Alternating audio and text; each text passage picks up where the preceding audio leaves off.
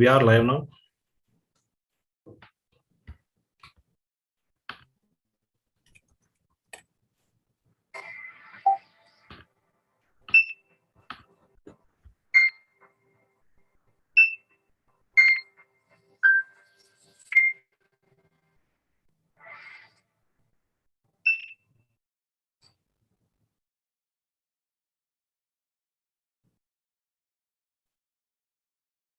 Dear delegates and participants, we are delighted to welcome you this evening to day 2 of Femvest 2022, the second edition of Femvest, the flagship event of HerMoneyTalks.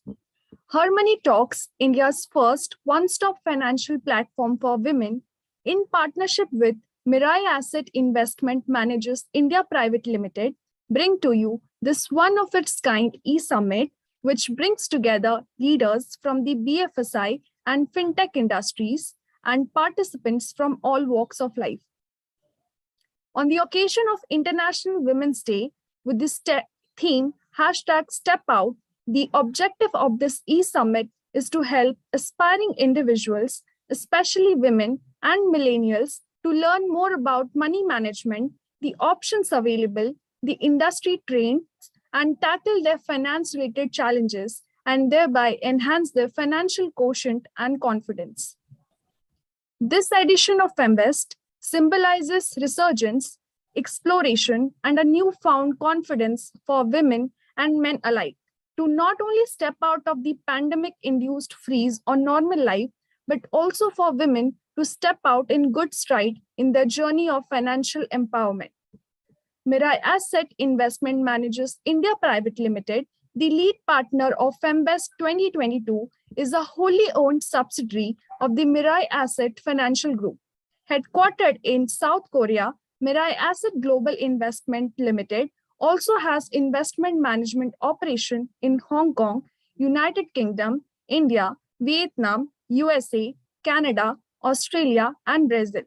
Apart from asset management, Mirae Asset Financial Group has business interests in life insurance, securities, and investment and venture capital. Mirae Asset Mutual Fund has completed more than 14 plus years in India and is now establishing a stronger foothold in the Indian mutual fund industry. Mirae Asset has made its position strong amongst the top 15 AMCs of India as of December 2021. Femvest 2022 is co-sponsored by BSE India, ICICI Prudential Asset Management Company, Quantum Mutual Fund, Pahal Financial Services, and Swatantra Microfinance Private Limited. Established in 1875, BSE is Asia's first and the fastest stock exchange in world with a speed of 6 microseconds and one of India's leading exchange groups. In 2017, BSE became the first listed stock exchange of India. ICICI Prudential Asset Management Company is a leading AMC in the country, focused on bridging the gap between the savings and investments and creating long-term wealth for investors through a range of simple and relevant investment solutions. Launched in 2006, Quantum Mutual Fund is India's first direct-to-investor mutual fund. Quantum Mutual Fund offers simple and easy to understand products. Today, we have an interesting panel discussion, educative sessions, and more lined up with some of the top leaders of the industry, as well as women achievers speaking today. With that, we would like to formally announce the opening of day 2 of this e-summit, Femvest 2022. Welcome all once again. I would like to first welcome Mr. Hemant Garur, founder and director, HerMoneyTalks, to say a few words by way of the keynote address. Mr. Hemant is an IIM Calcutta alumnus with over 23 years of corporate experience in business, strategy, financial planning, and marketing. A former head of business planning at IBM India and the former head of strategy at Genpact Analytics, Mr. Hemant is also a startup mentor and panel judge at the University of Delaware and IIT Bombay, a holder of advanced certification in finance in capital markets, a published author at Penguin Random House and Westland Publishers, now Amazon, Mr. Hemant has authored business books and corporate biographies of HCG, CRISIL, Great Lakes Institute of Management, and Indian Institute of Management, among other titles. At HerMoneyTalks, he heads the finance and legal functions. Extending a warm welcome to Mr. Hemant to deliver the keynote address. Thank you, Manisha, for that introduction, and a very happy International Women's Day to all of you. Manisha, if you could just check my audio and video and tell me if they're all okay. Yes, sir. Yeah, that's perfect. So let me begin with let me start by saying that though the theme of our event is step out, it by no means restricts the concept to the world of finance. In fact, we would like women to step out not only in finance or investment, but also step out in general. Speaking of stepping out, there are 4 reasons for this, but before that, the concept of stepping out reminds me of a powerful visual that came out in recent news reports. All of us are aware of the crisis unfolding in Eastern Europe. There was this one powerful visual which showed an old lady walking down the street in a war-torn country, and she spies the soldier from across the border. She goes up to him, and of course, there's a lot of animosity, as you can guess, between the two sides. There are underlying currents of animosity and bitterness because of the ongoing conflict. But this old lady shows none of that aggression, shows none of that bitterness when she confronts the soldier from the other side. Instead, the story goes that she takes a handful of sunflower seeds and gives it to the other soldier, the soldier from the opposite side, and just tells him that these seeds will grow into beautiful sunflower plants in a garden that will be erected on his grave. So I'll repeat, this is what she said, or something to this effect, that these sunflower seeds that I'm giving you will become beautiful sunflower plants with beautiful sunflowers themselves in a garden erected on your grave. So that in essence kind of symbolizes or personifies the flavor of stepping out that we are talking about. This was said with politeness. This was said with a smile on her face, but the intent behind that statement and the powerful statement it made, that was unmistakable. There was no aggression, there was no violent gesture, etc. But she firmly stood for what she had in mind. She made her stance clear. So that for me actually signifies the flavor of stepping out that we are talking about today. A disclaimer here that this does not in any way insinuate that it's a battle between men and women. The soldier on the other side could have as well been a woman herself. No, it just signifies that today what we mean by step out is women can come forward and make their stance clear, can come forward and make their stance powerful without any of the stereotypical aggression or aggressive intent that may accompany that. And in fact, men can be collaborators in this journey of women's financial empowerment. In fact, today on International Women's Day, as we call women to step out and join us in this journey of financial empowerment for women, we also equally call out men to support us in this mission. Support women, support your mothers, your wives, your sisters, your daughters, your female co-workers. And I personally know of many men who are happy to do this. And in fact, going one step further, if you look at our philosophy at HerMoneyTalks, if you look at the founding team of HerMoneyTalks, I think that team composition itself says volumes about what we stand for. We have the founding team comprising of both genders. We bring our own strengths to the table, and we're able to blend it into a powerful initiative that we are calling Women's Financial Empowerment. Now, coming to the actual message at hand, there are four reasons why women need to step out. Number one, women are urged today to reclaim their unique identity as the Indian woman. Now, there's been a lot of narrative in the past, a lot of the school of thought that women need to act like men. Women need to equalize with men for on various aspects or even all aspects. Here is where I remember I was reading a columnist Uma Shashikant on Economic Times, and among other things, she also says, quote unquote, how she refuses to wear pants and act like a man. Now, this for me stood out as the statement of the day or the decade. She also goes on to say that there's a lot of pressure on women to act like men, to equal with men, to achieve what men did.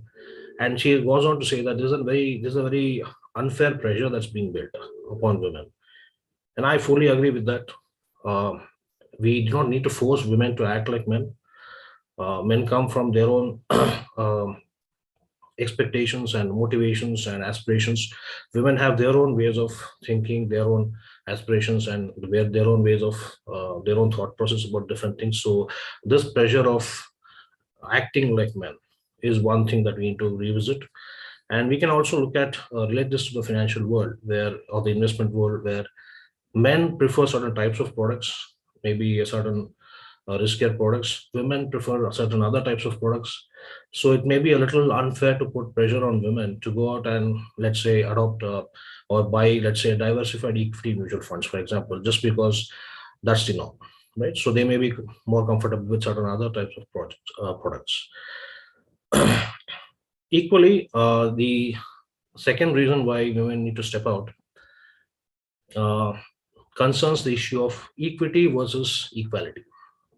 Now, this again, I'm inspired by what Uma Shashikan said, and she says that women need to strive for equity rather than equality. While she explains that in her own way, this is my take on this whole thing, and let me try to kind of put in my perspective on equity versus equality. For me, equality is like comparing the uh, climbing abilities of a, let's say, a fish and, let's say, a leopard, right? We know who's the winner here. On the other side, if you compare the swimming abilities of the same fish and the same leopard, now the tables have turned. So now we know who the winner is. The situation is totally different. The environment is totally different. For me, equity is not comparing it this way, but equity is more like how well they move in their natural environments. So for a fish, the water is the natural environment, so it's bound to win there. For the leopard, the ground or the trees is the natural environment, so it's bound to win there. So we need to start looking at how to create these natural environments for men and women instead of putting both of them in the same bucket and comparing. Uh, I would like to see the milieu, the economy, the society look towards creating these respective natural environments for women to invest in, for women to kind of think of their future in terms of finance, to think of their security, financial security in their own way. So this is something that I would like to see happen in our generation. And I can equally relate this to the world of finance, where, for example, women have a natural tendency to develop consensus. Now, in certain ways, if you look at it, or certain ways society has looked at it, is that they have equated this to indecisiveness. While decisiveness may have its own merits in certain situations, consensus building also has its own merits. For example, in finance, uh, let's say you consult with a number of people than rather than taking a decision on your own, right? And assuming that you have consulted with the right people, you are bound to take a more informed decision, a more optimal decision in investment than if you had worked alone. Of course, you do your own research, but then consensus has its own merits. So this is where I think women can step out and strive for equity, strive for fairness, rather than looking at mere parity or mere equality on a only at the ground level. The third reason I can think of in terms of why women should step out today. Let me digress a bit. Ask yourself this question: when I say the word PSU, what springs to mind? The immediate picture that you get is that of, let's say, inefficiency, maybe a lack of clarity, a lack of objectiveness, a lack of objectivity, a lack of transparency, right? What if I tell you that there's one PSU which is totally efficient, very clear in its goals, very clear in its articulation, very objective, very transparent. I can imagine a lot of you shaking your heads, but there is one such PSU, and this PSU responds to the name of Palki Sharma Upadhyay. Now, for those of you whom may be aware of this, Palki is an anchor on Beyond News Channel, and I remember a few days back when the Russia-Ukraine crisis broke out, I chanced upon her documentary report detailing the history of this conflict. Now, as far as I know, the history went maybe to 1950, 1960s, to the policies of, let's say, Nikita Khrushchev. But little did I know that the origin of this conflict dates back to the 9th century AD. So before going to the documentary report, I had no clue of the origin time period. I also didn't know that, for example, there was a kingdom state called Kievan Rus. That's where all this is happening right now. And back then it was called by that name. And then the Gura documentary goes on to give the entire history. What I took away from that documentary is the absolute clarity, the absolute transparency, the absolute smoothness with which the whole documentary was delivered. And equally stunning was the lack of bluster, the lack of unnecessary hype, the lack of hoo-ha that you normally associate with most television channels today. It was a very refreshing change from what you are accustomed to see on TV channels today. And in that one instant, that one documentary made Palki my favorite anchor, my favorite reporter after that view. So now imagine a world full of such Palki Sharma Upadhyayas in various walks of life, in hospitals, in educational institutions, in military, in the police, in let's say museums. You can talk of public policy, in administration, in politics, in business. Imagine such thinking, which can bring in clarity, which can bring in the efficiency so badly needed today for India to become a $5 trillion economy.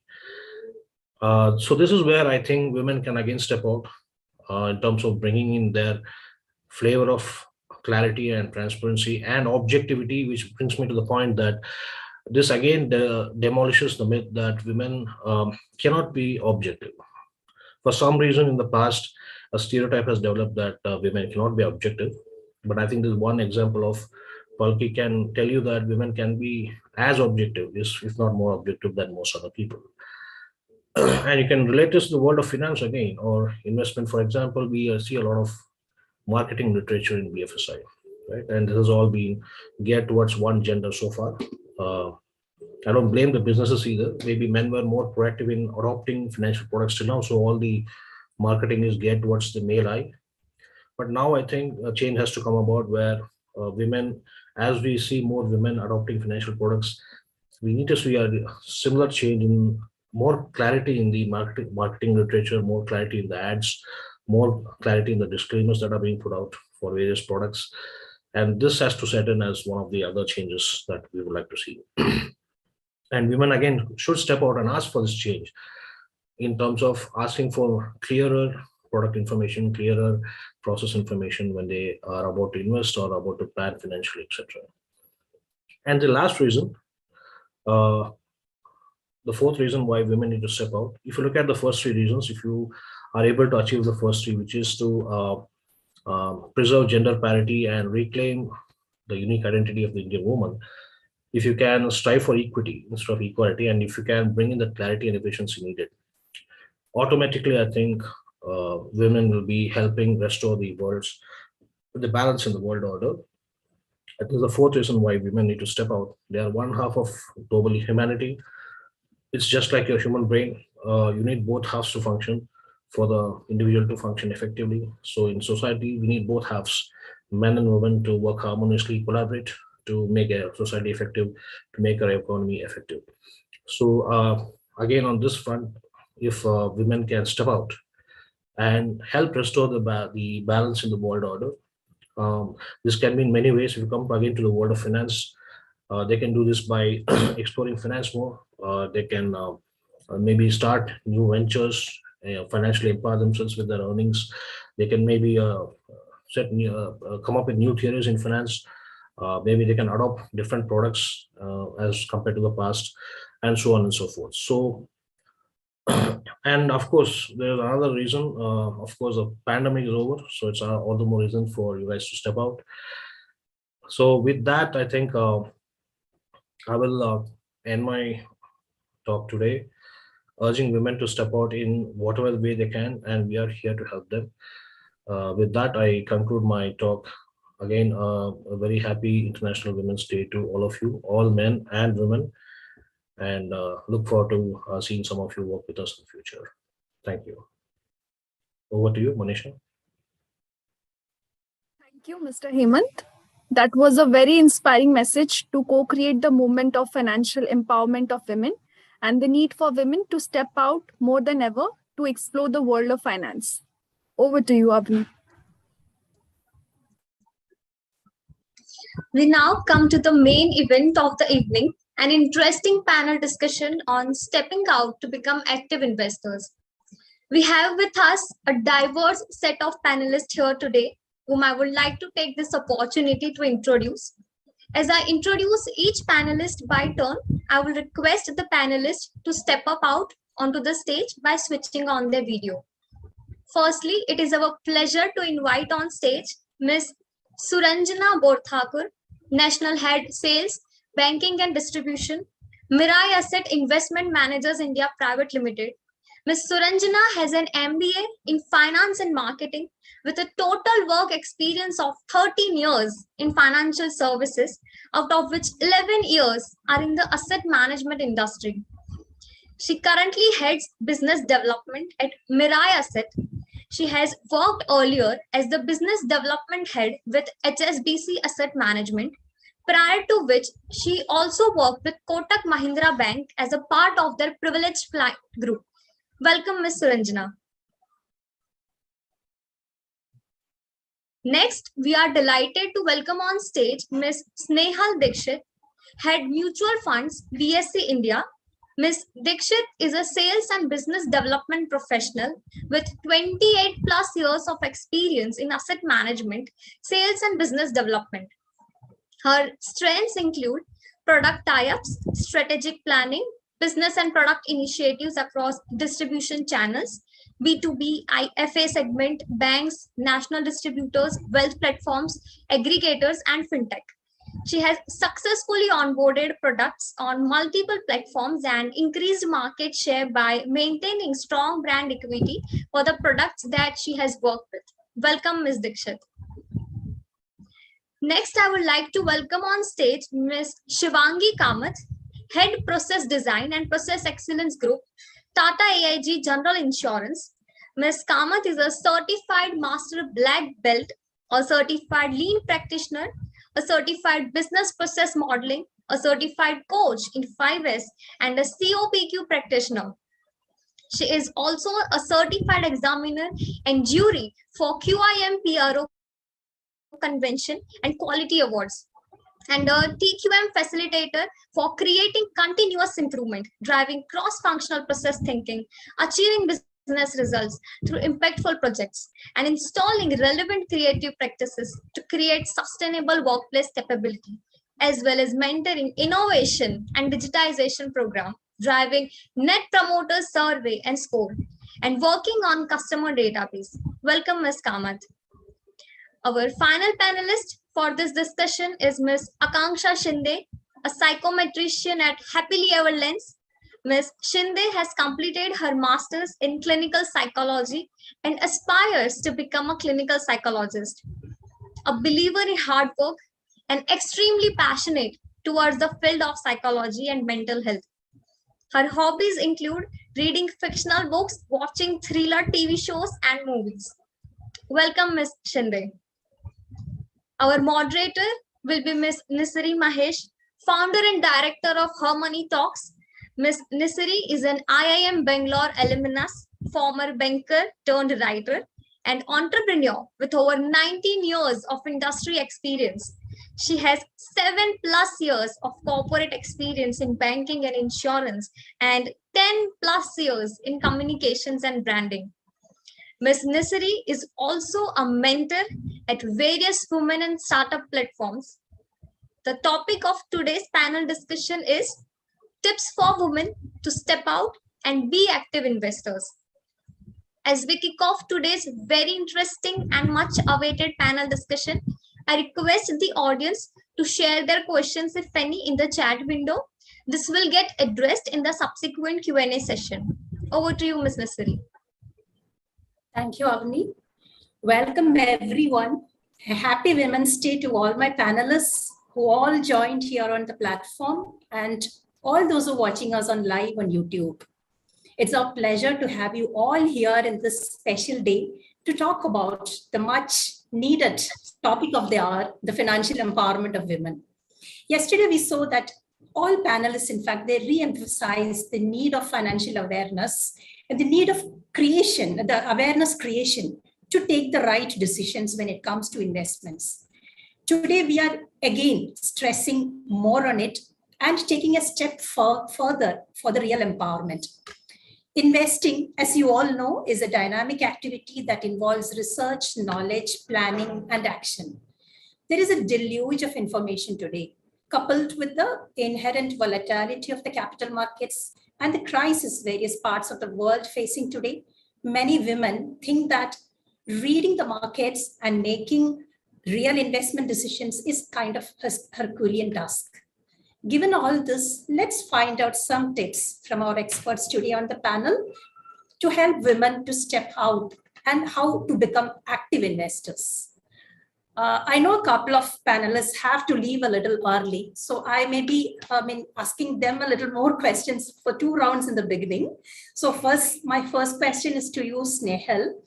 Snehal, you have vast experience in the corporate world, and you have interacted with women from various walks of life. So what is your approach? What is your take on the approach and outlook women have towards taking risk when it comes to investments?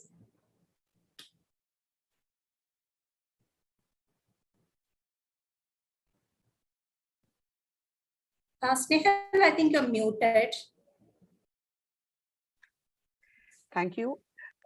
Very, very happy Women Day to all here and everybody who's attending. So I think education has changed, learning has changed, the dynamic for women in the last few years. Also, the social media, different channels, different handles have changed the outlook of women in terms of not only investments, but a lot of other things, including the health, including their look, including the way they want to carry themselves. And obviously, all this has combinedly impacted their thought processes in terms of investments. Earlier, I would say every, I would say educated, less educated, illiterate woman used to save money in gold or only at home in dabbas. From that, the outlook has undergone a change, and where they have started taking slightly more risk in terms of the investing into different assets. So it is just not only in the urban society, but it has started happening in the rural society because of the reach of the media. Sorry, am I audible? Hello. You're audible, Yeah. Snehal. Am I audible? Yes, you are. Yes, yes. Thank you so much. So I would say that from gold to investing money only keeping at home, the transformation has started happening towards investing into mutual funds, investing into stocks, learning different concepts, basic concepts. So the psychology is changing, the approach is changing from casual to formal as far as the woman investment is concerned, because somewhere they have also realized that they have to take care of their lives. And in the last 2 years, especially because of pandemic, I think the self realization have come in every human being, forget women, that if we have to survive nicely, healthy, we need to save, we need to invest, and we need to create wealth. Accordingly, everybody has started selecting their asset class as far as the investment is concerned. And there are so many YouTubers and different professionals, women, those have started talking on various topics about equity, about crypto, about mutual funds, about different products in insurance, wherein even a simple woman have started understanding what are the basic concepts. So likewise, we realize that what are the basic medicines we follow. We know that there is a paracetamol. It is used for what? Likewise, we know the basic medicine tips. That way, women have started understanding the basic financial tips and basic financial knowledge of different instruments and different concepts. So that's where I feel that there is a big transformation which is happening. And rightfully, as you said, woman is actually stepping out. Thank you, Snehal.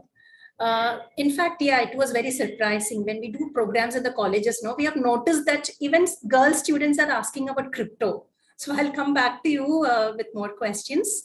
Moving to Suranjana. Suranjana, you had sales in your organization at Mirae. Could you share some light on the approach a women customer should take when it comes to staying invested as active investors? Good afternoon, everyone. First of all, thank you to this platform, HerMoneyTalks, for inviting me here today. And thank you, Nisari. Thank you, Hemant, for this invitation. And a very, very happy Women's Day to all the lovely ladies here and also everybody who's attending this session. I think the question that you asked, Nisari, is, I would say, approach to investing is a more generic thing. Actually, it's a more universal thing, which is not so much specific to women, but definitely women carry certain traits which sort of predispose them to be better investors. We'll just come to that. But I think in terms of, understanding the investing journey, I think it's very important to take into account what are the important factors that you should count in.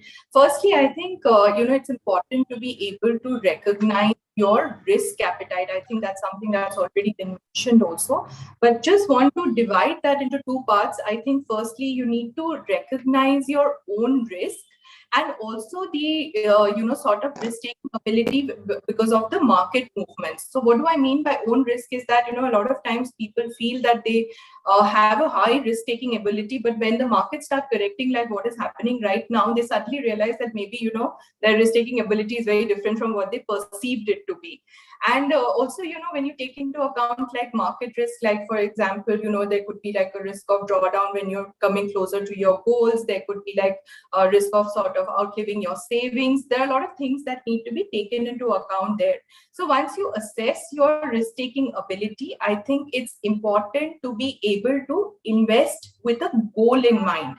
That is a very, very important thing when it comes to staying committed. Like you mentioned that, what could help in staying committed. I think this is a very important step because, a lot of times if you are starting on a journey without knowing where you want to reach, maybe, you may not be able to reach the correct place or you may be totally lost on the way. So you might as well know where you want to reach. So your goals could be short-term, like maybe a vacation, or maybe like a mid-term, something like buying a car, or it could be long-term, like a retirement planning. But you need to know your goal. What are you investing for and where do you want to reach? And when you decide on your goals, you need to know the time horizon that you are in. So it's basically marrying the two in terms of what are your goals and what is the time frame that is there to reach those goals, and also in terms of then maintaining the correct asset allocation. It has probably become very vital after the kind of blips that we have seen in the market. Even more important to be able to recognize what asset allocation can do to your portfolio. You may think you are a very aggressive investor, therefore you should stay invested in equities only, but when the market actually falls, you don't have that additional capital parked in debt to be able to increase your equity allocation. So that's when asset allocation really comes in the way. So that's why I think with taking all of this into consideration, staying committed for a longer period is definitely very important, because as Warren Buffett says that, we don't need to be smarter than the rest. We actually need to be more disciplined than the rest. So that is the important part. But coming to the fact that, there are certain traits which are more, which make women more predisposed towards making good investment decisions. I think firstly, women are, inherent savers. We've seen our mothers, our grandmothers, everybody has a quality of saving and saving, even if it's smaller amounts, but these smaller amounts over a longer period end up making you good returns. Also, women are much more disciplined. I will take the liberty to say that women in general, not just in investing, are probably more disciplined. And that really helps in the investing journey. I think that's a very important thing to be taken into consideration when you are, getting into your investment journey. And also, women are much more committed when it comes to goals. That has actually been a lot of research that has gone into it. Probably people, women usually, they're looking at a particular goal, they will just stay committed for that period and not be like, if they're getting a 12% return, they'll look for 15, then they look for 18. That doesn't usually happen with women. If they're looking for 15 and they reach their goals, they're sort of happy with it. So they stay committed for the long haul. And also lastly, in terms of, women, when we're being brought up, we're usually taught to be more conservative than not, or rather being more careful in trading. And that, taking away the negative connotation of it, probably it's very important to be able to see, scan, know your risk, and then take your decision. So I think that these are certain qualities which make women much better investors in general. So I think that's the approach. I would say that women take a certain, approach could be more generic to men and women, but there are certain traits definitely which make women better investors than men. Thank you, Suranjana. I hope it helped the women who are listening to this. As Nehal have to leave and she has only got 5 more minutes, I'll ask a quick question once more, and I'll circle back to Shivanki and Akanksha. Snehal, you represent BSC and heading Star Enough.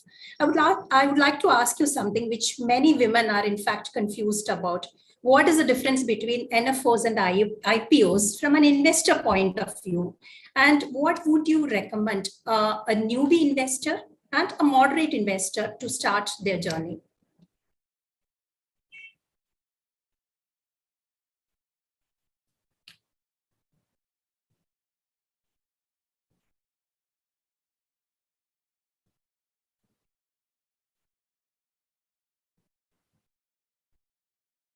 Snehal, you are there?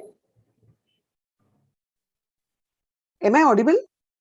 Yeah, you're audible now. Okay. As far as capital markets are concerned, NFO is concerned with mutual fund and IPO is concerned with shares. Okay. So any company who is first time coming with the offer and they are generating equity, they come with the initial public offer. Okay. And whenever any mutual fund scheme is launched, it is called as a new fund offer. This is the basic difference. So one is related directly with particular stock, okay, a particular company which is launching or coming out with the initial public offer, and NFO is concerned with particular asset management company, which is a mutual fund, which is coming with a particular scheme, which can be equity, fixed income, hybrid, any kind of a scheme. So these are the broad difference. Now NFO is generally launched at rupee 10 generally.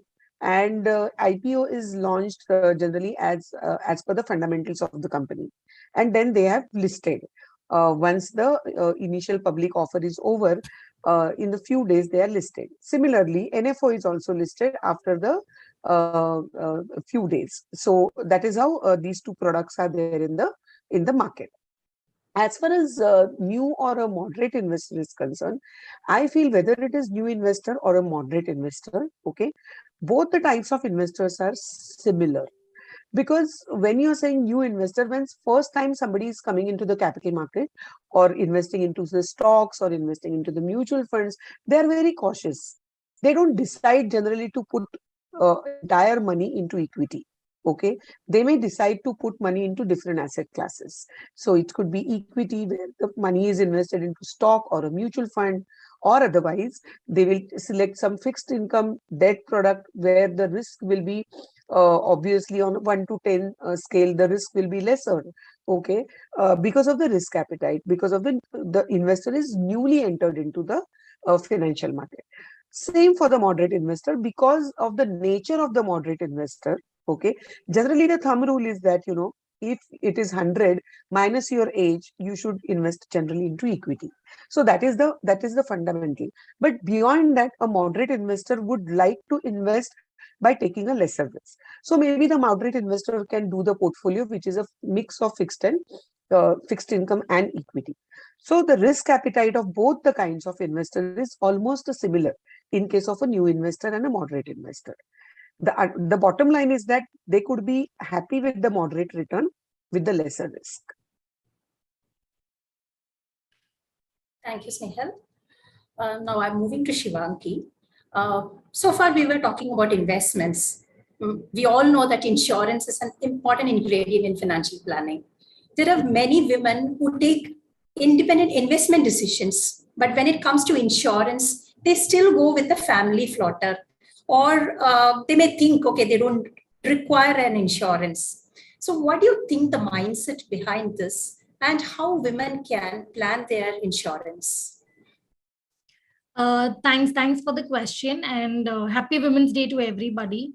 To all the men who support, like Hemant correctly said, to all the men who have ensured that they support their wives, their sisters, their mothers, because somewhere I feel that they also value the fact that women have been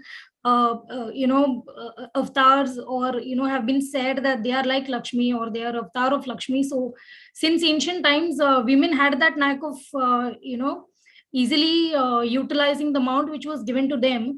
And I would put it easy, a bread earner to a person who would save, a man to a woman. And initially she would be the one who would decide what should be saved for food, what should be saved for family, what should be saved for the welfare of family ahead. Nisri, somewhere I feel that the awareness in terms of insurance was not so far positive, until we realized that more women started working, picking up other financial products, other financial risks, like buying house, buying a car on their own. And the moment they did that, they were well aware or educated on how important is insurance, how important is insurance to cover the risk that they are taking along with their co-partners.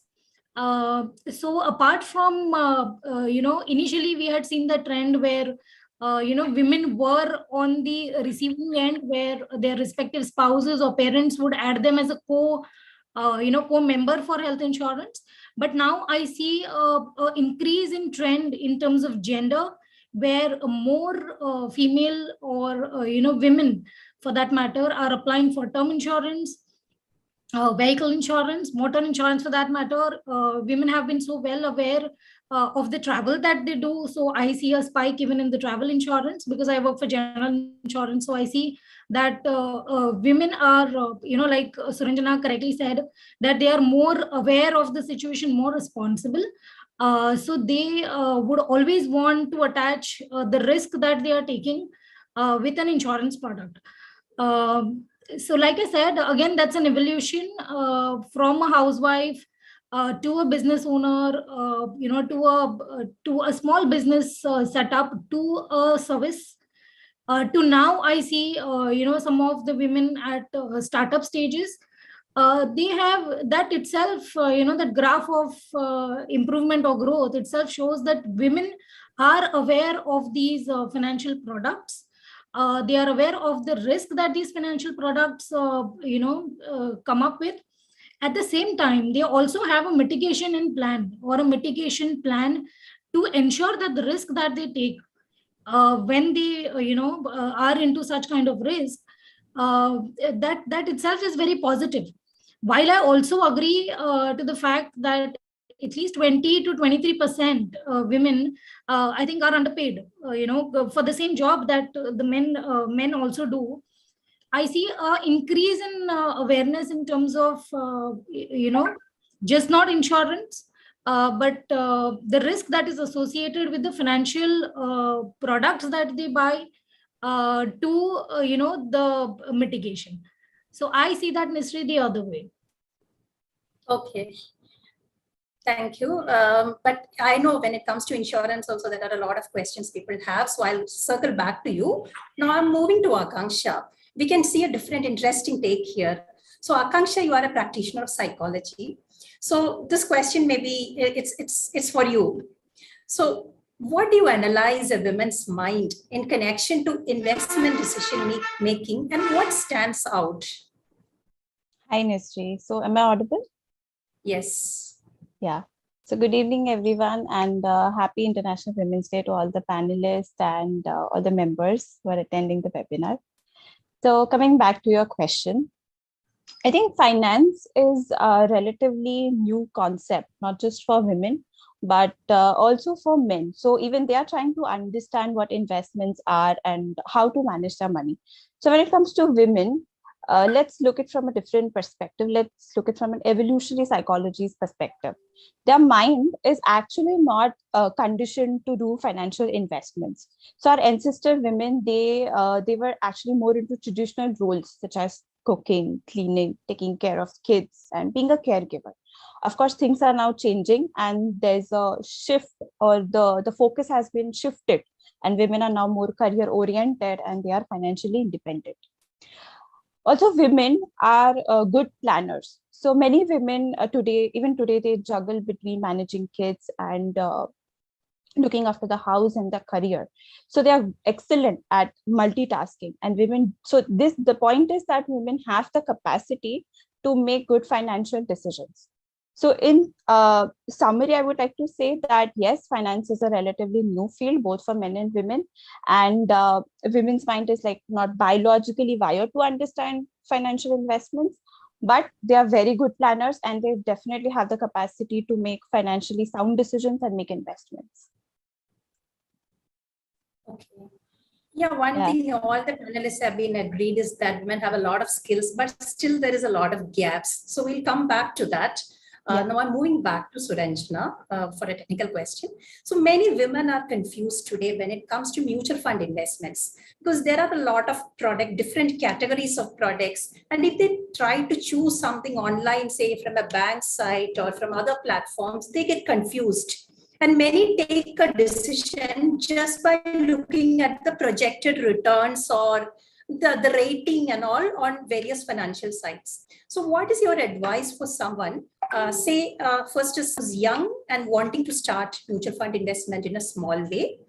Second is to someone who's having a specific goal, a medium-term goal, not a long-term goal, but a medium-term goal and planning to invest in mutual fund.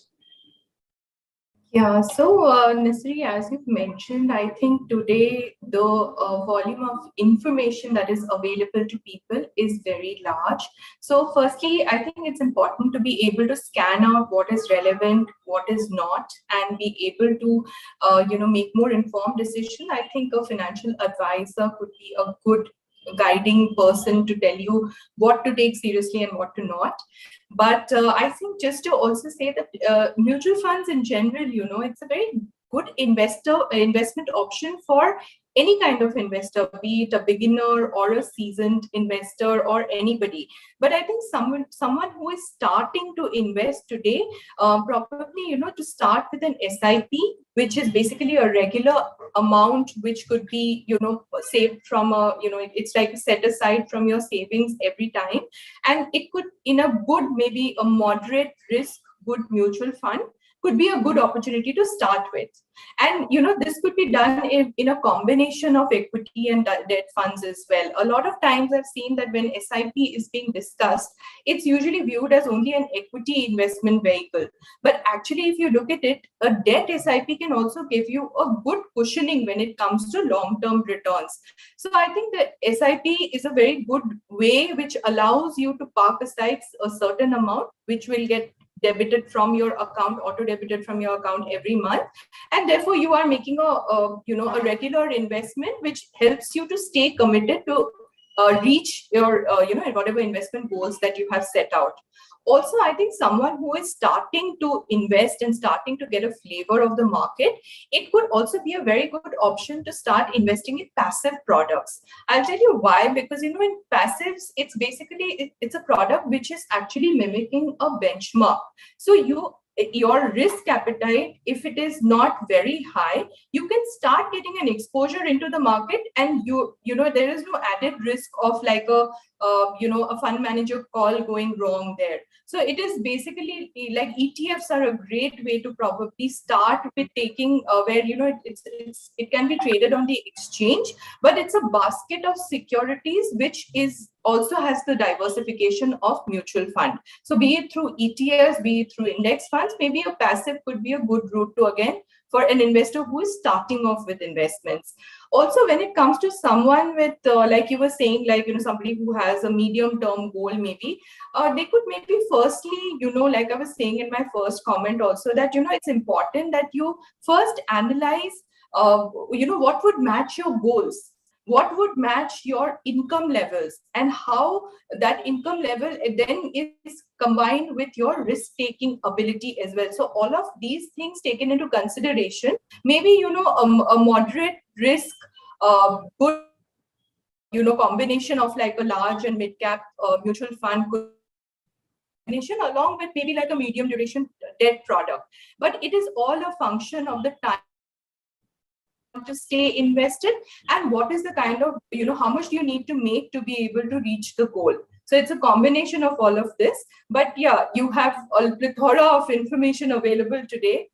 It's very important that maybe you take some consultation also from an advisor who will be able to guide you better that what is specifically better for you. Thank you, Suranjana. This is actually one of the questions like many investors, many people ask us, like how to start, what product to buy. Thank you for clearing that. I'm now moving to Shivangi. When it comes to insurance purchase also, a similar situation is there. Like there are a lot of options. Most of the plans now, they look very similar with some little bit of variance of products here and there. And many times people are not able to differentiate between similar products to choose one. But what happens when it comes to women? No, they leave the decisions to somebody else. So what is your advice to insurance buyers? So my only advice would be, apart from read the policy document carefully. So insurance itself, again, it's a very ancient concept. Now we beautify it, calling it insurance. But like it initially started with the term product or a pure, death cover. To insurance product which is there for every need. Okay. Yes, we do have challenges coming, not majorly from the learned sector or the learned section of women, but from the urban and the rural places especially, because it becomes very important, how we ensure and drive or make them aware of what product to buy, which just not suits their needs, but also serves as a safety for their betterment. That's that one challenge I'm sure all insurers are facing, and while digital is taking its pace, that is still an area for us to work on. The other thing is, initially we would have very little awareness spread around insurance, but now apart from just a normal pamphlet or just a YouTube video, there is so much done in terms of like I said, when you buy anything new, the person will at least tell you, why don't you buy and get an insurance. So linking that to why an insurance is required, I think that understanding gap has now been covered. we wouldn't, I don't come across any instance where, I have to explain what an insurance is, or why would it be so important. Because now I feel it is more of a pull product than a push product. Until we faced the pandemic, it used to be more of a push product. We would be pushing people to buy insurance, we would be pushing women to buy insurance. But over these 3 years, the situation has changed, where we saw that insurance industry, or the sales, or the numbers in the insurance sector suddenly had a spike, specifically with health, because we saw that there was a pull more than a push, which also directly gave us insights that more and more customers were aware of health insurance, why insurance would be required. The other part, like I said, is women have been so cautious of the fact that with more number of women buying flats or other financial products, they will proactively say, or think of, okay, I am taking a risk of maybe 1 crore rupee of a house. What if I'm not there? Who's going to pay that? Okay. So we see that as well, and I would link that to the to the way scenarios are, where more and more women are preferring to be single, wanting to take that risk and manage that risk on their own. Women who are married with families would always want to share responsibility with their spouses. So you will see that the spouses equally contribute to making their wives aware of what financial product is to be advised, or you can go for. The other part is entrance of the aggregators, details or data available on website. The regulators have made it very simple for the consumers, is what I see. A smallest of the information is so well demonstrated now, that initially, where customers were not aware of what an insurance is, or I'm not aware that an insurance is sold to me. You will not have those kind of situations, because a lot of regulation, lot of restrictions from the regulators, a lot of efforts in terms of spreading awareness has gone through. But like I said, yes, a lot of work to be done in rural and urban areas, because there it is still more of a push than a pull. People would think of while there are still situations where women are still the receivers, men are still the bread earners. There are those it's a reluctant situation where they are not able to take those decisions on their own. But yes, digital and tech space, like I said, innovation, we coming up with not only we, I mean all insurers striving hard to come up with basket of customized products, which are which could be easily available, customizable basis the needs, and that should take care in coming 2 to 5 years.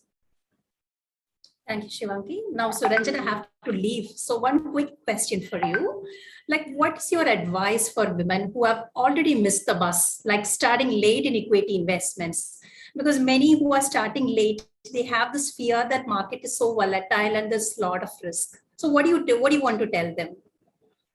Yeah, I think, it's very interesting, actually. There is actually no best time to invest in the market. Let me be very candid on this one. Like the proverb goes that there is, the best time to plant a tree was 20 years ago. The second best time is now. It's as good as that. There is, there's the very important part which people don't realize is that, time spent in the market is much more important than actually timing the market. Because people don't realize that, timing the market is not always possible. We are not all fund managers. We are not all experts. But if you stay invested, you invest even at a high, and you stay invested for longer period, you will end up making money. Just to give you an example, like what I was saying, that investing in peaks could also give you a good return in a reasonable time frame. Just to back that with some data, if you see in the last 1 or 2 decades, let's say, for example, after the global financial crisis, the markets had touched new highs in November 2010. So when you see from November 2010 till about, 2016, just before the, IL&FS crisis that happened and the markets tanked again. If you see between those two highs, the Nifty 100 gave a CAGR return of about 9%, and the Nifty Mid Cap gave a return of about 10.9% CAGR.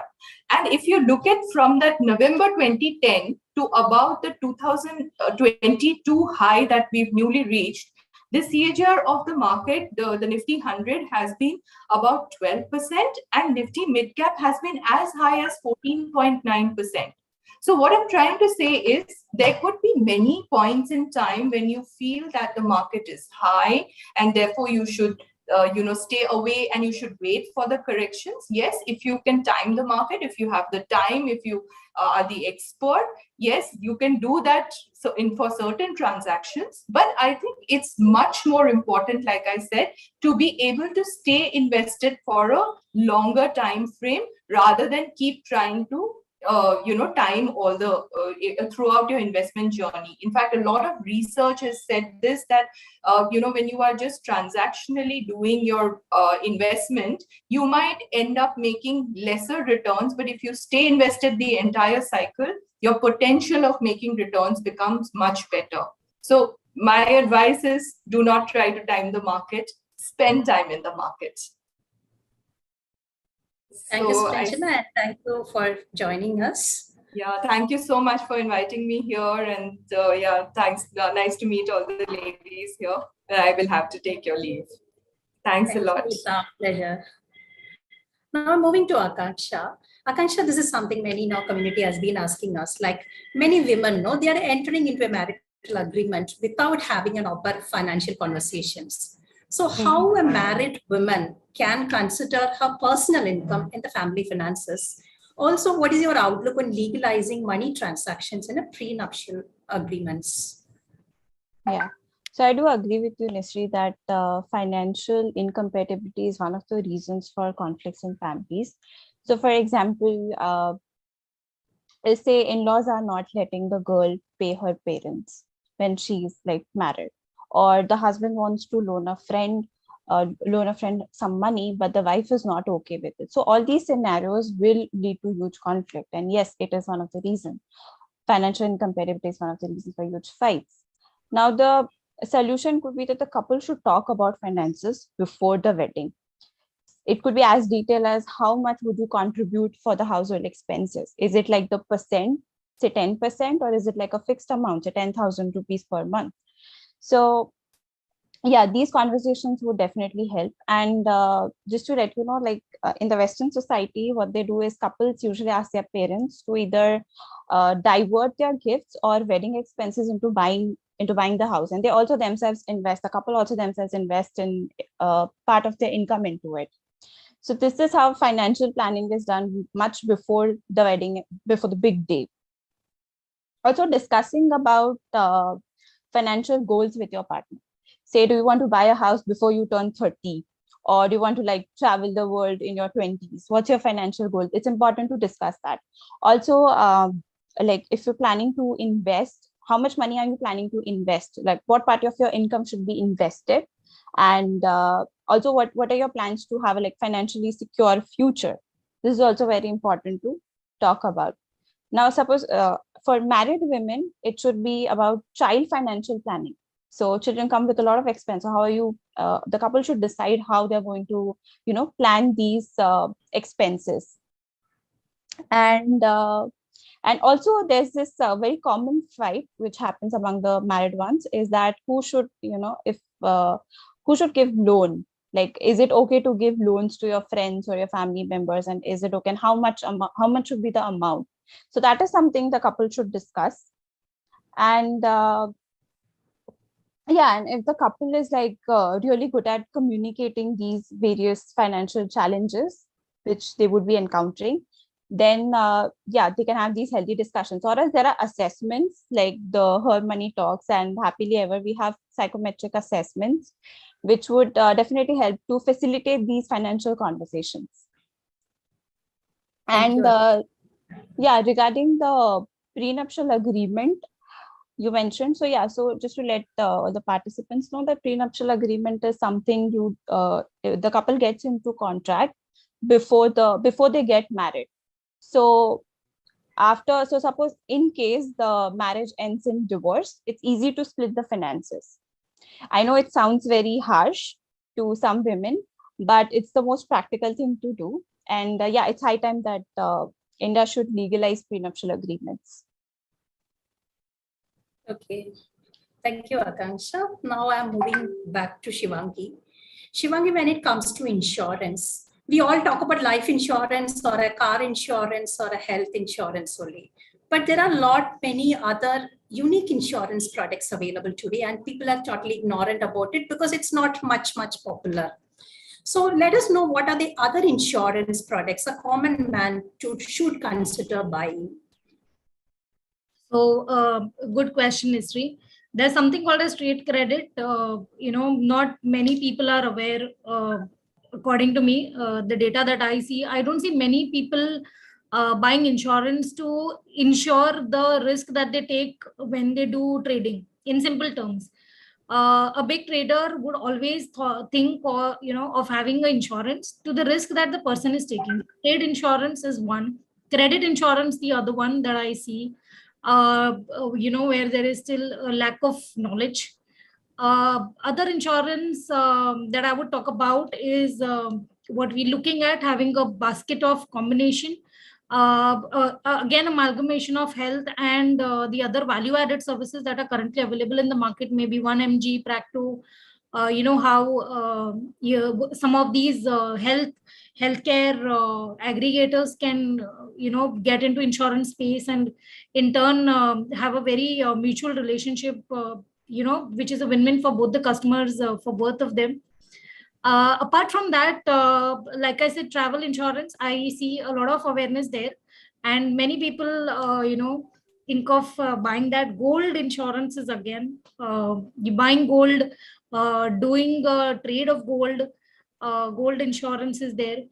Of course, there is insurance for funeral, though not in India, but I'm sure we'll shortly see that here as well. There are people in West who would want their funeral to be in a certain way, in a certain fashion, for which people actually save and have insurance for. Others are the traditional endowment products which are there. Again, different needs for child education, for women education, for women business. But Nisri, I feel trade credit, insurance for trade, highly recommended for people who are into trading, who take high risk day in day out. There is an insurance there. People who are very fond of art, believe in having artifacts at home, there is an insurance. So yeah, these are some of the insurance maybe people aren't aware of, apart from motor, travel, which are very common, health again very common, life insurance again very common. Thank you, Shivangi. Now, as we are running short of time, a quick question to both panelists, like, what is your message? What is your Women's Day message to all women out here on taking charge or stepping out when it comes to your investments? My only message is, not only to all women. Okay, there is a very old tradition. See, men have always been dominant players in financial sector.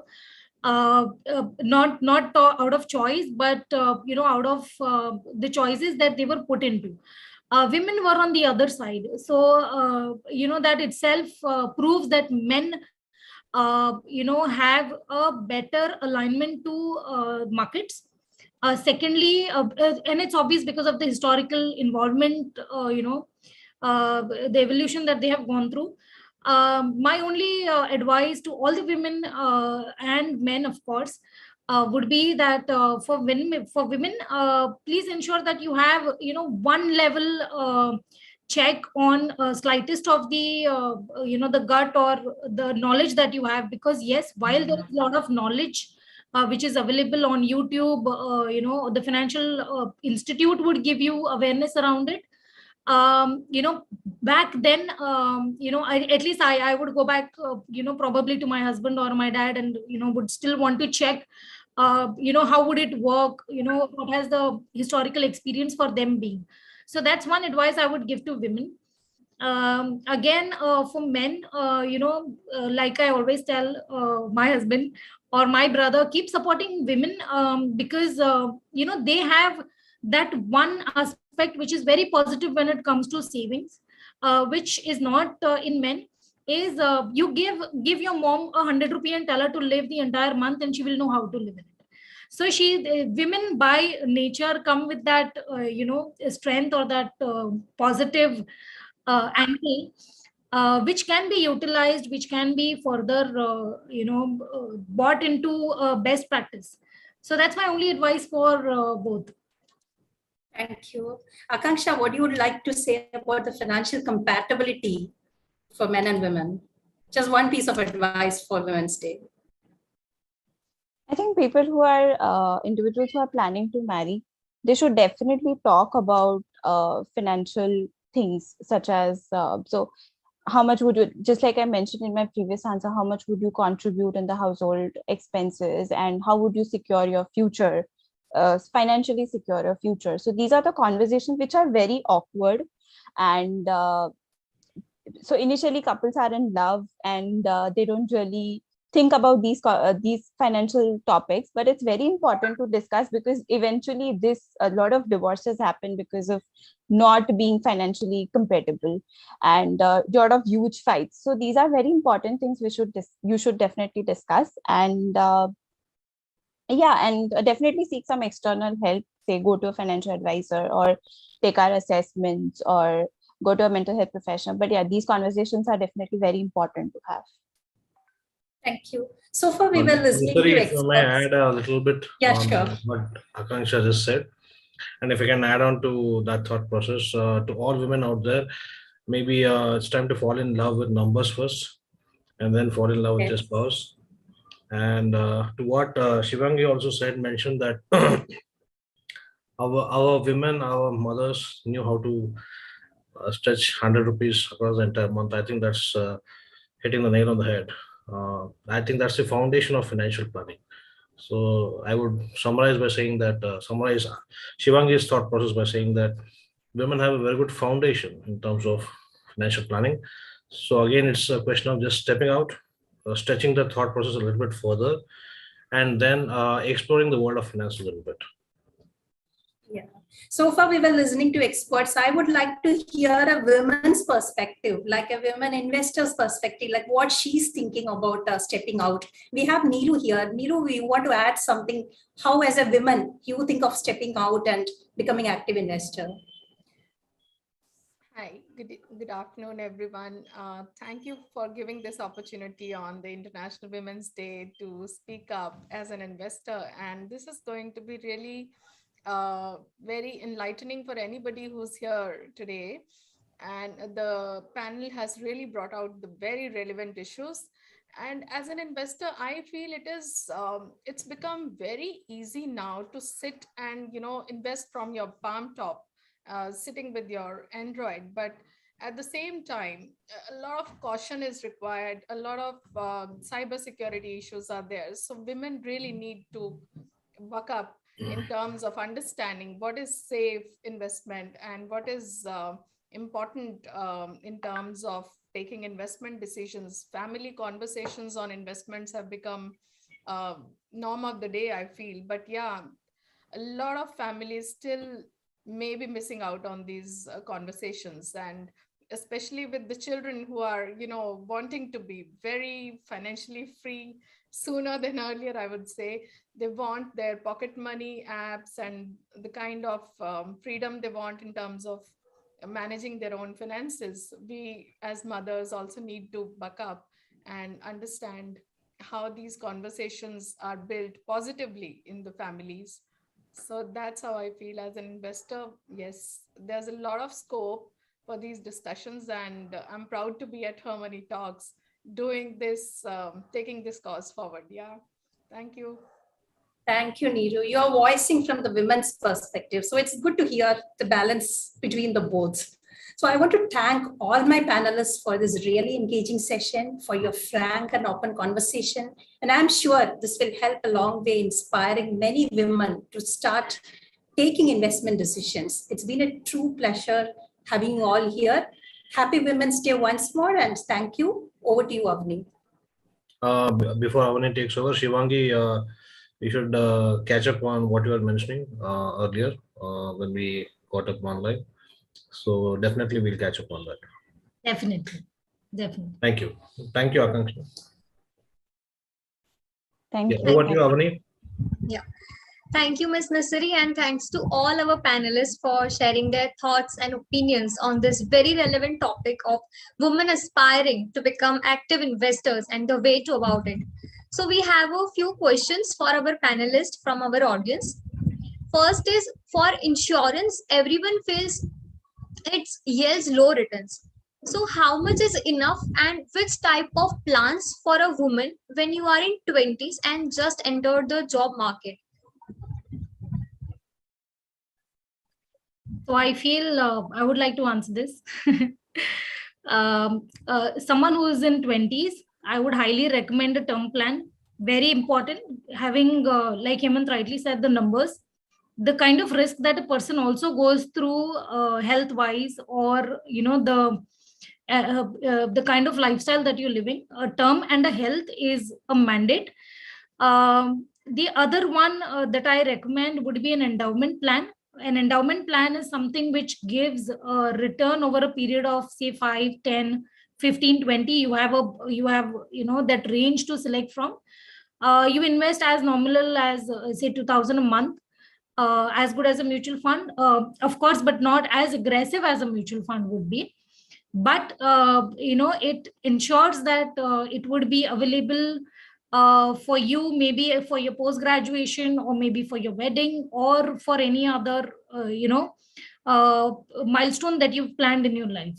So if I was in my 20s, or when I was in my 20s, apart from health, I would recommend term health, giving the numbers, the health, the scenarios that the youth is undergoing, a mandate of health, or a combination of health and term, which is also available, and an endowment plan which gives you return, though not immediate.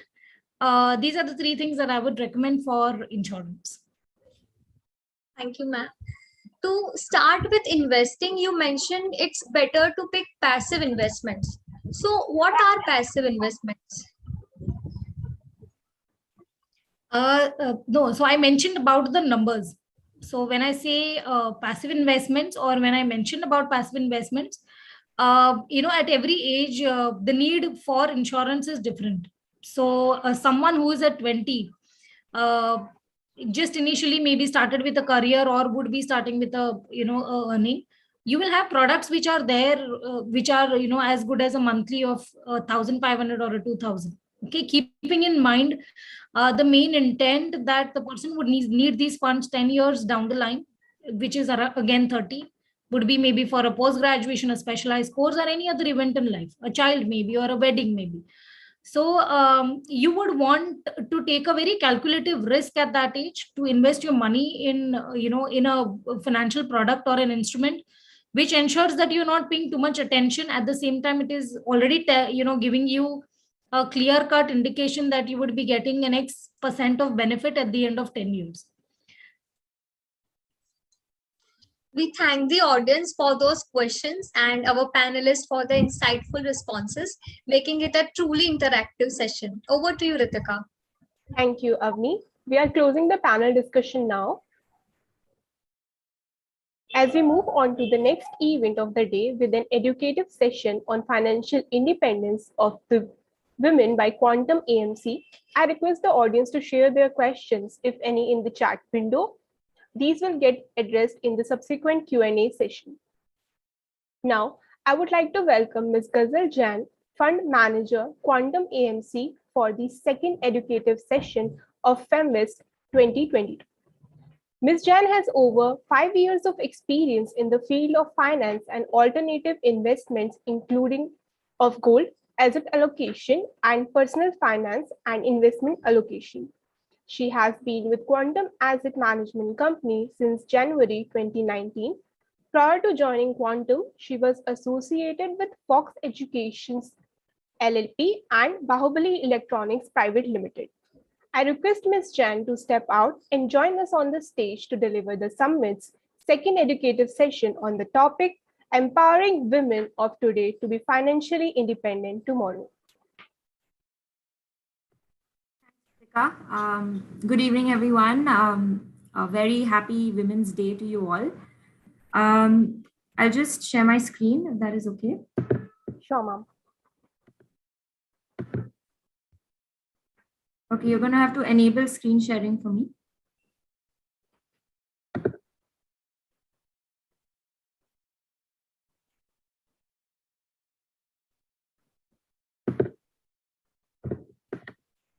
Go ahead. Yes, thank you. So I believe that this day that is dedicated to all of us, can serve as a reminder to strive and find our place in the world, and to continually, work towards our improvement, our betterment, and our empowerment. And because finances are such an integral part of a person's well-being and empowerment, we will be talking about that today. And but before I jump into the actionable steps, so the specific things that women as investors can do, I would also like to address some mindsets towards money that in a way limit us from taking money matters into our own hands. So like it was discussed in the panel discussion before this, and I think all of you would agree with me that most women are intuitively smart about money. And we have the examples of generations of our mothers and grandmothers, and how money smart they were. I mean even look at us. We hunt for the best consumer deals and discounts, and we're always saving up for big family functions. So time and again, yes, we can agree that women are good when it comes to saving money, right? But for some reason, we have been reluctant to take one step forward. We haven't taken money matters into our own hands. There could be a number of reasons for that. There could be a belief that you need to be really good at mathematics, or you really need to know investment science, or that women who are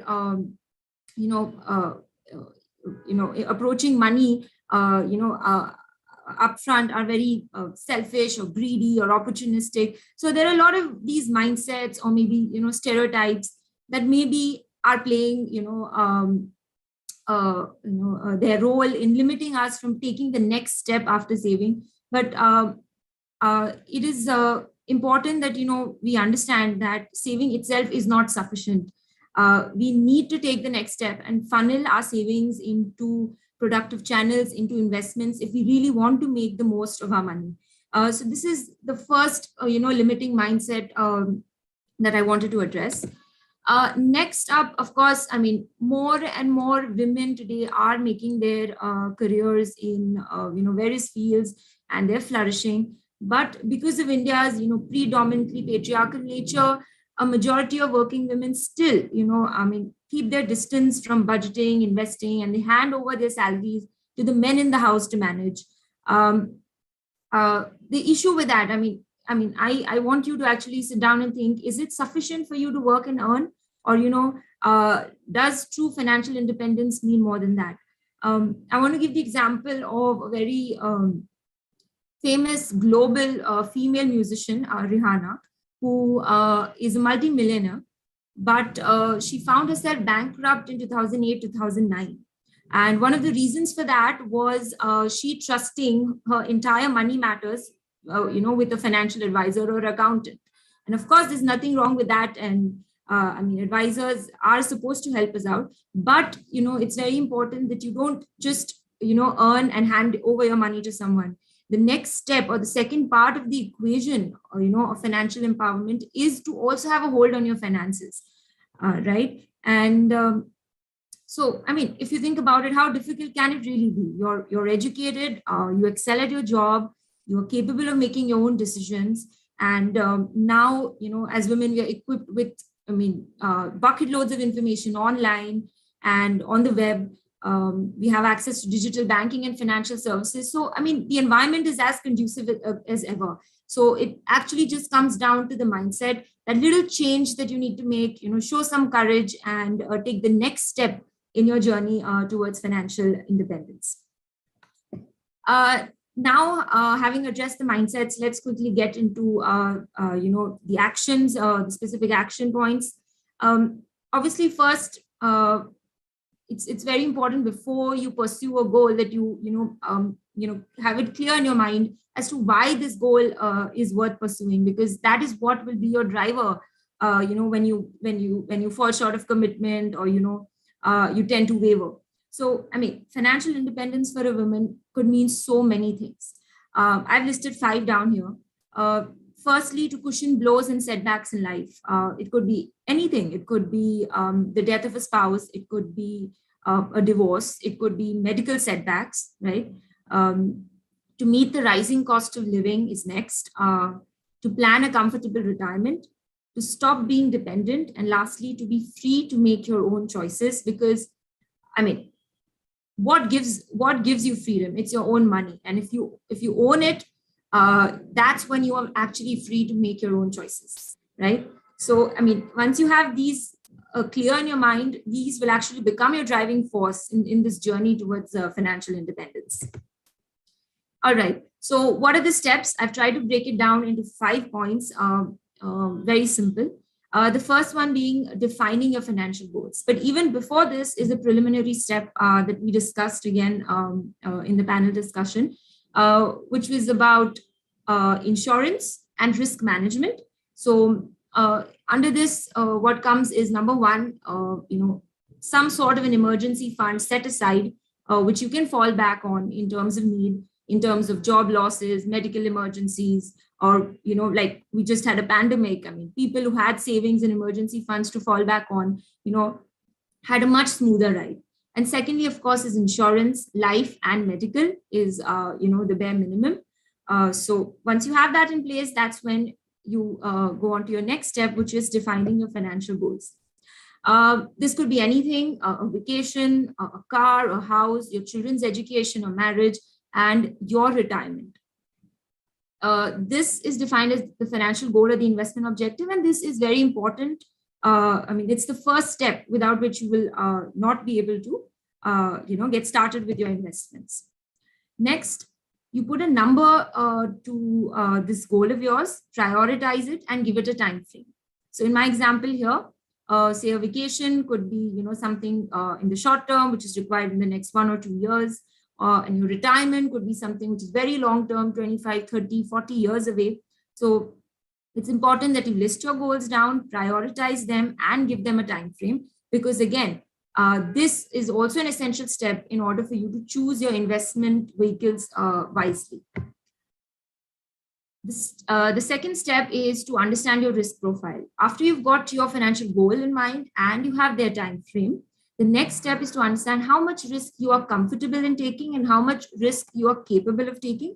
Now, this will depend on a number of factors, like what is your income level, who are your dependents, how many dependents do you have, what are your loans and liabilities, what is your age, what are your lifestyle habits, and what are your health conditions. So taking all these into account, you have to kind of understand your appetite for taking risks, because this is an essential step in order for you to choose your investments wisely. Now we come to the third step, which is after you have defined your goals and your risk profile, which investment vehicles can you opt for? There are a lot of investment avenues available to us right now, and all have, I wouldn't say pros and cons, but are suitable for different purposes and for different people. So you have to make a good choice out of them.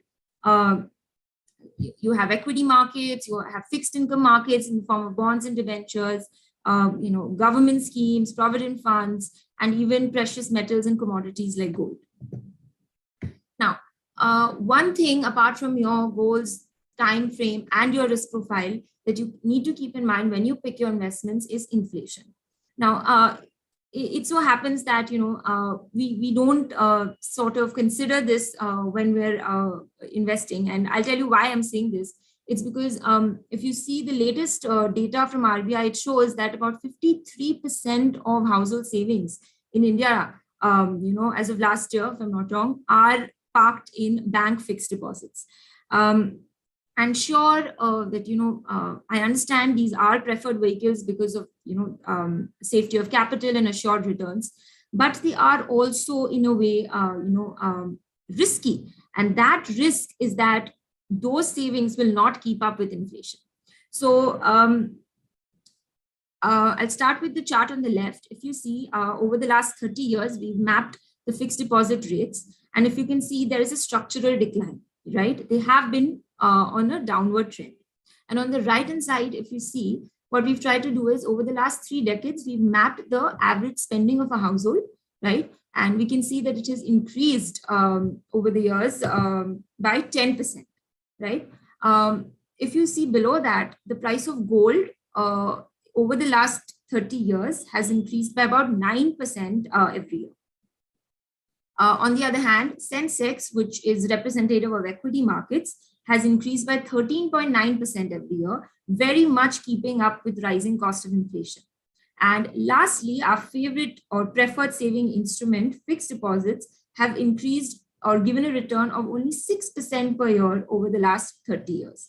So it's very clear.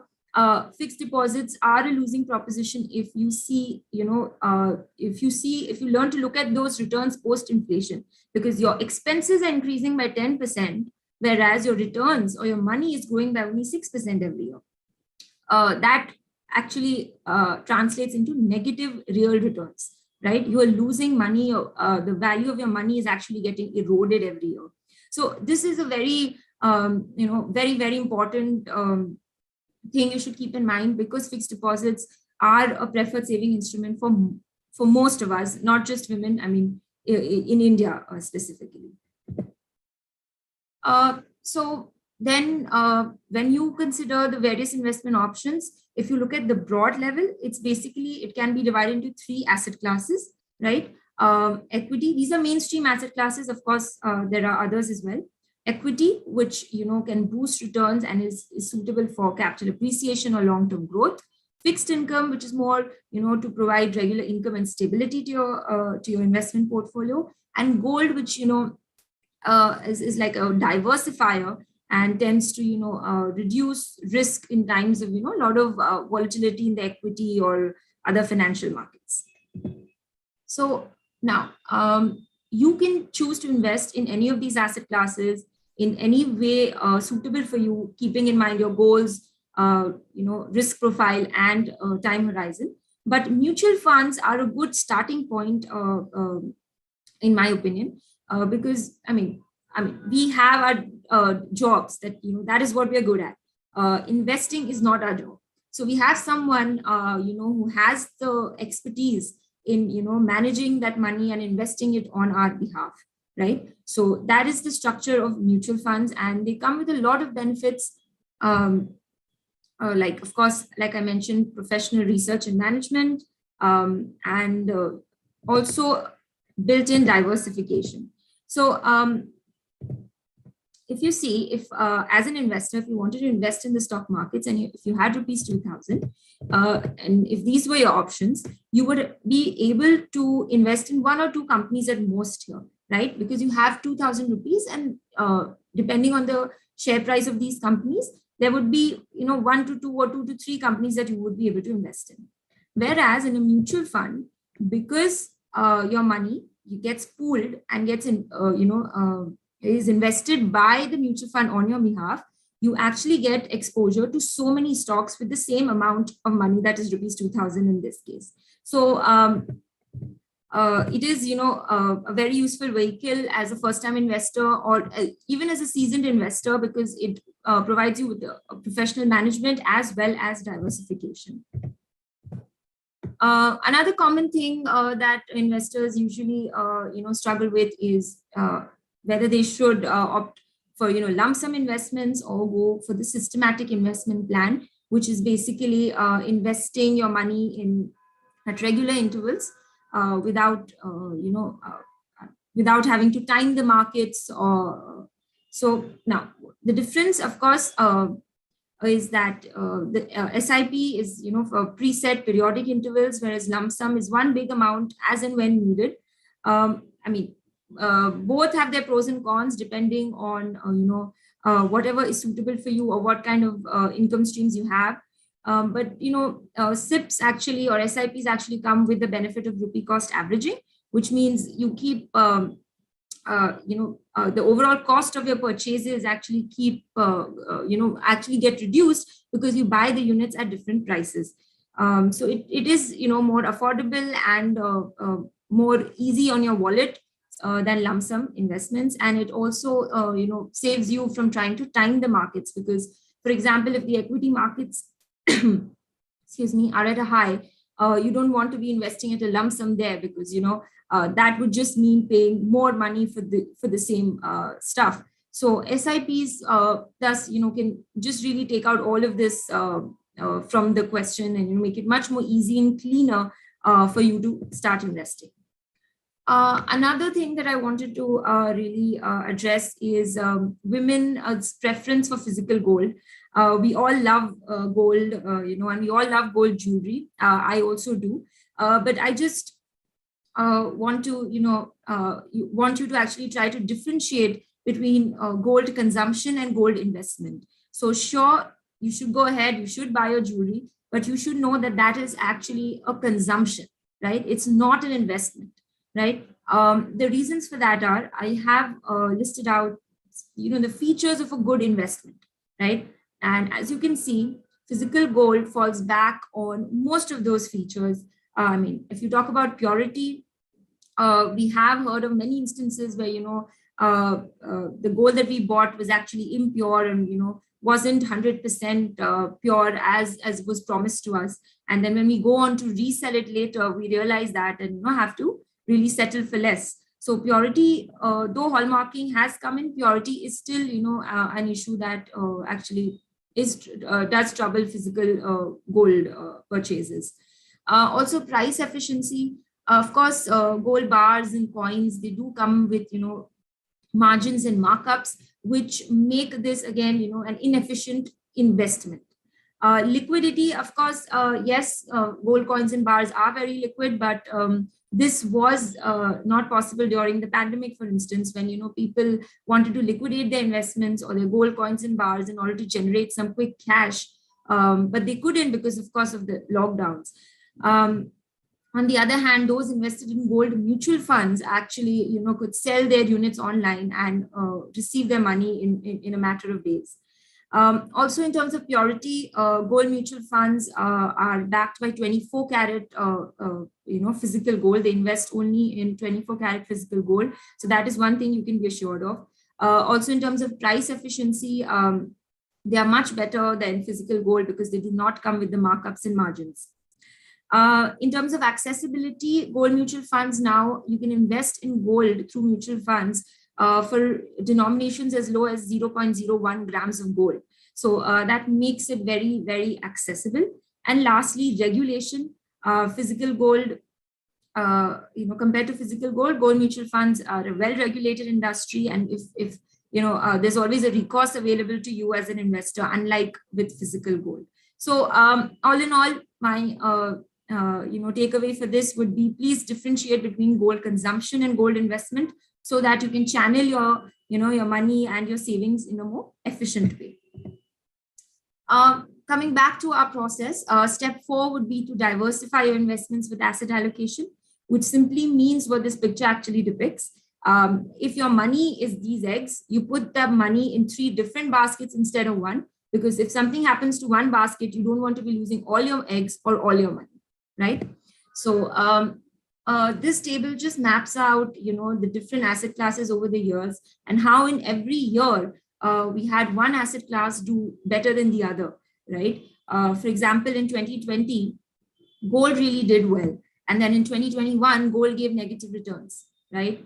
or in 2021, the equity markets gave us great returns. And in 2022, as of now, the equity markets are, having a bad run. So if you have your eggs in these different baskets of equities, gold, and bonds, your portfolio will not have to go through these ups and downs. I mean, such steep ups and downs. You can have a much more smoother journey and, not really face the downside risks that come with just investing in one asset class. So this is very essential, at all levels of investing, that you have an asset allocation plan in mind. Just quickly, another way to show to you the benefit of asset allocation. For example, in 2020, in March, when the stock markets corrected by about 30%, if you had all your money invested in equities, your portfolio would be down by 28%.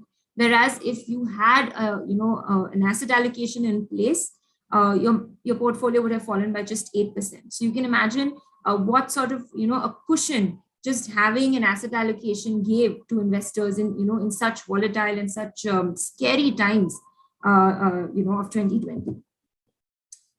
So at Quantum, we actually give our investors this choice of, keeping 12 months of expenses, which is the emergency funds we spoke about, in liquid funds, because they come with very low risk, and should be available and should be handy whenever you need that money. 20% of your money in gold, because gold is an effective portfolio diversifier and has helped portfolios in times of, equity market pullbacks, and 70% of your money, 80% of your money in equity markets, because equity markets or equity as an investment vehicle is essential, for long-term growth or capital appreciation. And the last step, which is to sit back and relax. Now, I have depicted this in this way because, in yoga and meditation, we always taught that, there are things that are outside your control and there are things within your control. And as an investor, I want you to know what are the things within your control. It's important to be able to differentiate, because you don't want to be running around chasing the best performing asset class or, trying to understand market cycles. You don't have to be an expert, actually. You just need to take care of these 2-3 things that are very much in your control, and you can be a successful investor. So I'll start with how much you save, which is, so most of us, save what is left after our, monthly expenses. But I would say a better way to go about it is to set aside savings, once your income comes in, and use the rest of the money to meet expenses. Now, this is very important because, maximizing your savings actually can make a big difference to your net worth in the long run, more than trying to choose, which asset class or which investment product is going to do well. And any amount is good to start with. SIPs and mutual funds start as low as ₹500 per month. So, there are really no excuses. I'm sure all of us can, shell out that much money every month towards our goals. And ideally, saving and investing 10 to 20% of your monthly income is a good start. Next, for how long you save. I'm sure you have heard a lot about power of compounding, but it is such an important concept that I think mentioning or talking about it every single time we talk about investments is still less, right? So we have two people here. They both invest 18 lakhs over their lifetimes, right, towards their retirement. And if you can see, the one in blue has a corpus of about 40 lakhs and the one in red has a corpus of more than 1 crore. And they've invested the same amounts and they've still landed up with such different, final portfolios or corpuses. And what has made the difference? Just when they started. The one in blue with the smaller corpus started at the age of 45, and the one in red with the much larger corpus started at the age of 30. So, starting early can make all the difference, right? So please keep that in mind and start as early as you can, towards your goals. And lastly, like I said, there are things that are outside your control, and financial markets, and macroeconomics and how the world moves and geopolitical things like the Russia-Ukraine war now. All of these things will keep coming and, and going, but you need to be careful about what you control and, ensure you don't fall back on those things. So on that note, I think I'll end my session, and I hope it nudges you, to take money matters in your own hand, take the next step after saving, and become your own chief financial officer. Take your money in your own hands. Thanks. Thank you, Ms. Jen, for that very informative and motivating session on stepping out to be financially independent. We now are open for question and answers. Audience can please share their questions for Ms. Jan in the chat box. We have other few questions with us on our contact us ID, which I would like to read out. So question number 1, is gold always a good investment, or are there any situations where we have to avoid gold as an investment?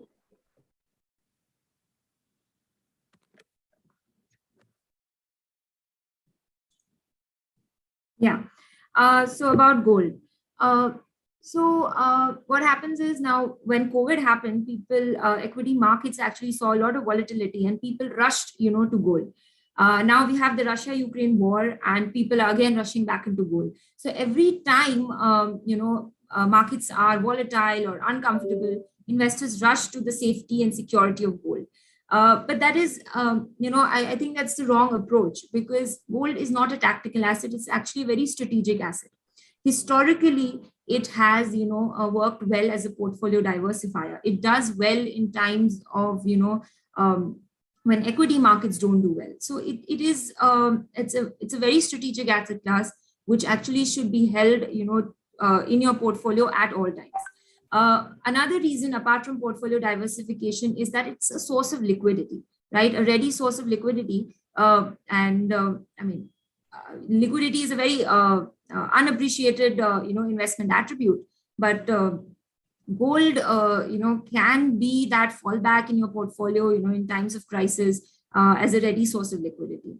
And thirdly, as an inflation hedge, gold historically has kept up with rising cost of living over the years. So that is a great investment, a great asset class to have in your portfolio. I mean, it's a good hedge against the rising cost of living. So, I mean, gold is such a multifaceted asset class. And, I always tell investors that you need to look at it as a strategic asset class, not as a tactical thing. Let me add a couple of things here. Ghazal, you hit the nail on the head. All 3 points are very accurate. Just one more thing I want to add here about gold. To all our viewers also who are listening in on YouTube Live, the other thing about gold is it's a commodity. So any commodity is going to be by nature limited in quantity. There are only so many gold mines in our world. There are only so many carriers of gold that's going to come out. So if you take the really super long term, you cannot go wrong with gold. But if you take an investment perspective, if you take an investment horizon, and depending on how you define your long term or your investment horizon, gold can go up and down within that horizon. But if you take the super long term, it's a very safe asset because of the very nature of its scarcity. So that's just one point that's one added, and I think Ghazal was right on all the other points. Thank you, sir. Ghazal ma'am, second question to you is, Sensex didn't fall much during the pandemic, but now it seems to be slowing down and falling. What is the reason for this, and what to expect in 2022? Of course, the immediate trigger for this is the geopolitical unrest that we're seeing in Russia and Ukraine. And I mean, when such, military invasions or any sort of geopolitical uncertainty comes into the picture, there is a lot of risk aversion that we see globally.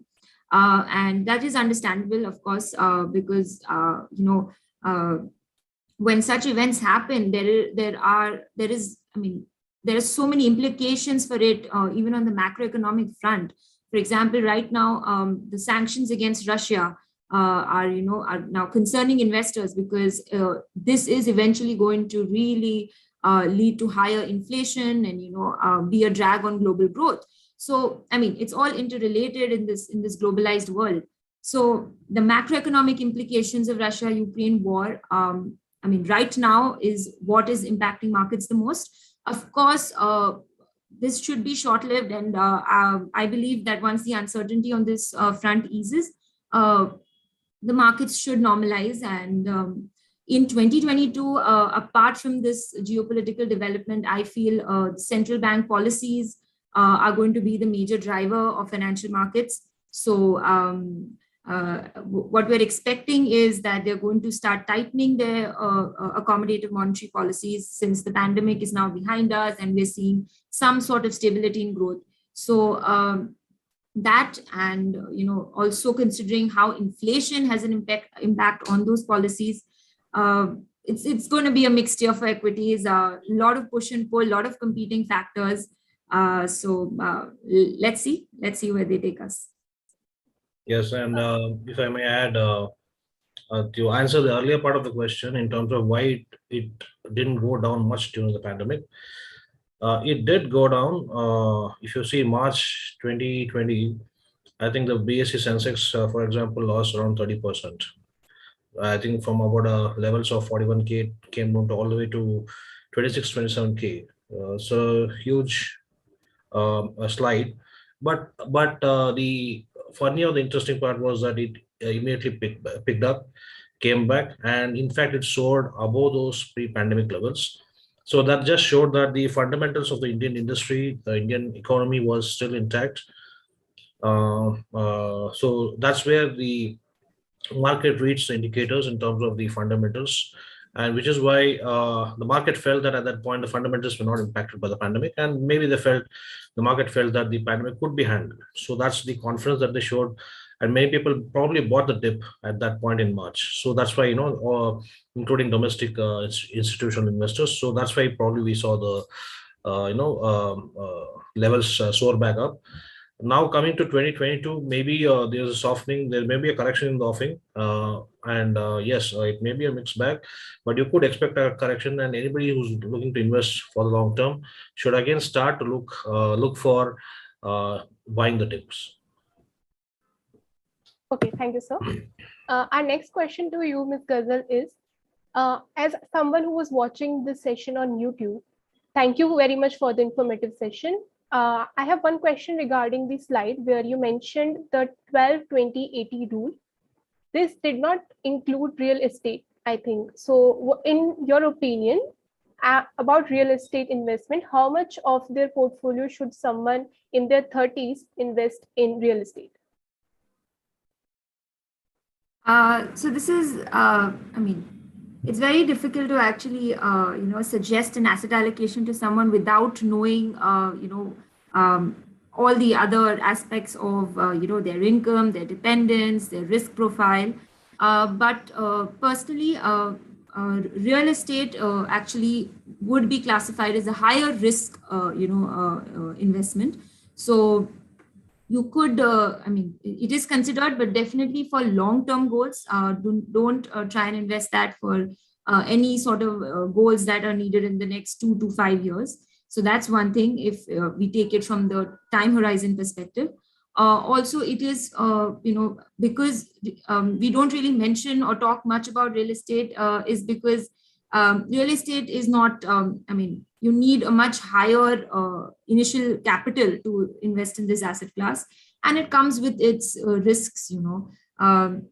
Of course, now we have investment vehicles like REITs that can help you financially invest in real estate. That is one thing you can consider.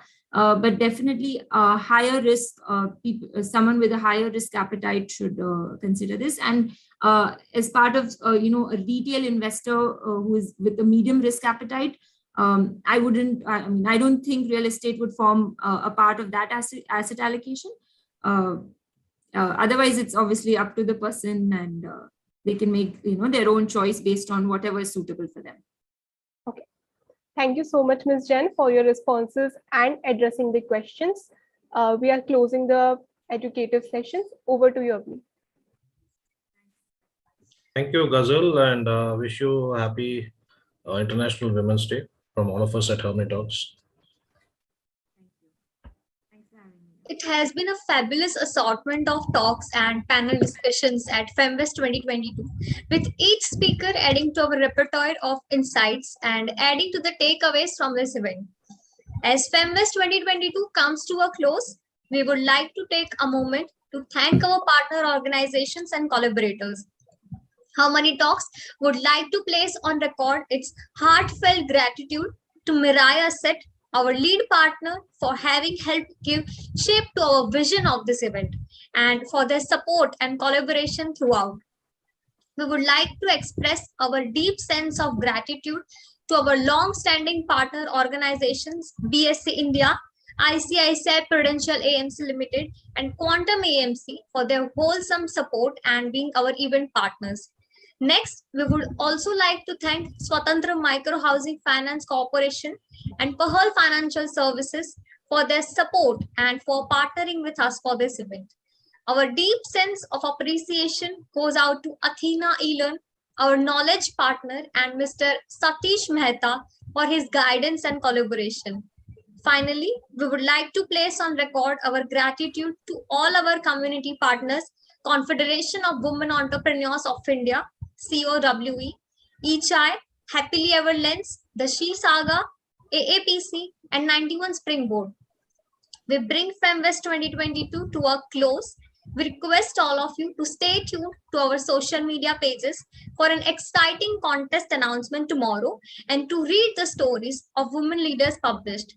We hope to see you all soon at our next edition of Femvest, which promises to be just as exciting, if not more.